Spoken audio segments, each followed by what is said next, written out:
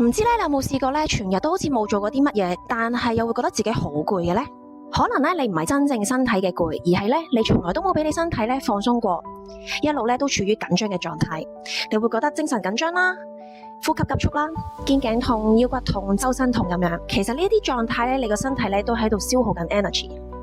好多人咧都以為自己其實喺度放鬆緊，但係其實唔係噶。你哋咧可以諗下咧，究竟幾耐冇俾自己咧個身體放鬆過咯？我自己放鬆咧唔係坐喺度追劇啊，亦都唔係喺度撳手機、碌手機碌足半個鐘，而係咧真真正正咁樣俾你自己個身體同埋你嘅思想咧係放鬆一下。咁今日咧想同大家分享一個咧就係478嘅呼吸法，建議大家咧可以每日咧多做一個練習，喺你需要嘅時候啦，想令到自己可以放鬆一下嘅時候咧，可以用呢個呼吸法幫到大家。好，今日我哋咧試一試啊，坐定定之後咧，舒舒服服挺起你嘅腰骨，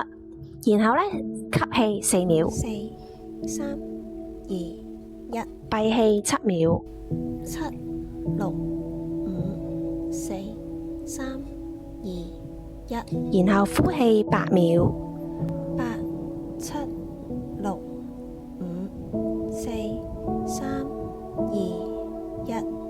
重複做呢個步驟做多幾次，咁你可以咧每日臨瞓前做10至15分鐘。咁平時咧我哋做嘢嘅時候，可能係好緊張啦，做到好攰啦，或者係湊小朋友湊到好攰嘅時候咧，你哋都不妨試下停一停，用呢個呼吸法去幫助自己咧調整翻自己嘅身心狀態，令到自己咧可以放鬆一下。